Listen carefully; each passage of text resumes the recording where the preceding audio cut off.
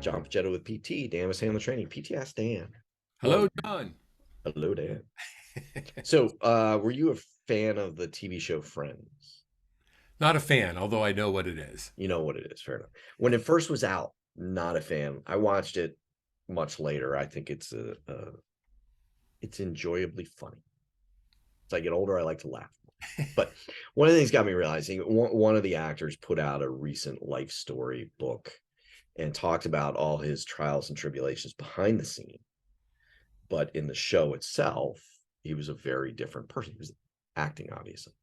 I think there's a lot of correlation to the sales side of we act in some regards, but it doesn't mean that's what we are behind the scenes in the rest of our life, in essence. So he, in this particular case, he played Chandler Bing, and in his personal life, he had a lot of struggles with addiction, Hmm. huge struggles. He said he was sober for one season of the 12. Hmm. And so he had a lot of things going on, and a lot of his fellow actors and actresses were really looking out for him.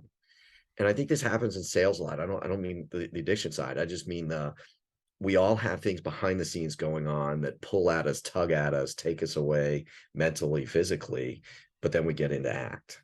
Mhm. And when we can compartmentalize the two, it helps a lot. Some of the best salespeople I've seen ever are actors in a previous life too. So talk a little bit about the act of sales versus the reality of who salespeople are behind the scenes. There's some things that we don't want to act. Integrity, trustworthiness, loyalty, Yes. those innate things that just make someone really good, right? We Yeah. we don't want to act those. But when it comes to other things, it's okay to act. So I was talking to a client of mine. This was a couple years ago, and I asked her, I said, "When did your business really take off?" And she says, "Funny you should say that. It took off when I was going through a divorce." And I said, "Tell me about that." Yeah. And she said because she was going through this divorce and it was horrific on her emotionally and physically and mentally and all that stuff. And she goes, the only time I could get relief from thinking about it was when I worked. And she said, so I would walk through the threshold of the front door of my office and I would leave it all behind.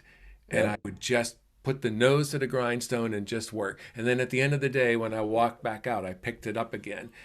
Guess what? That's an act.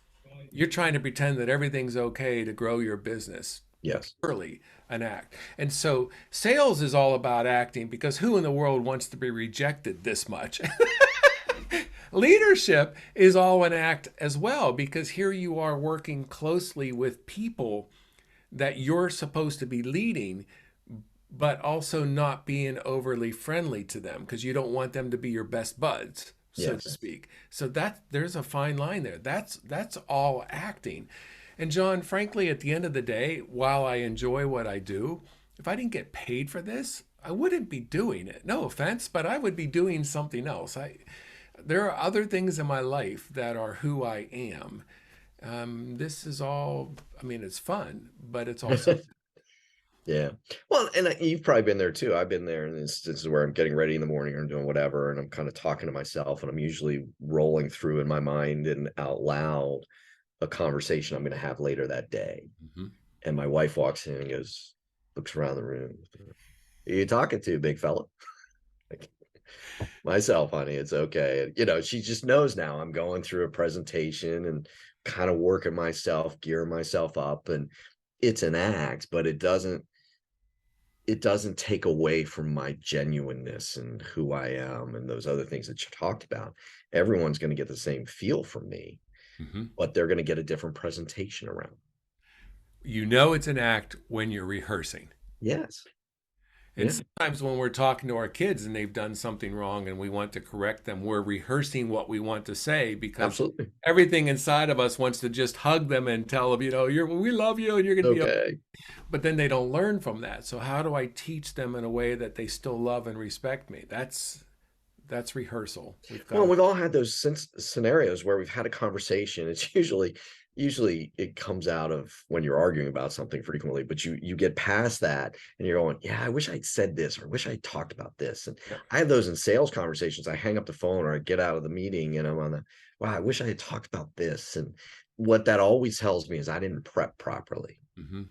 It's not I wasn't astute enough in the moment. I didn't prep right. So Yeah, yeah.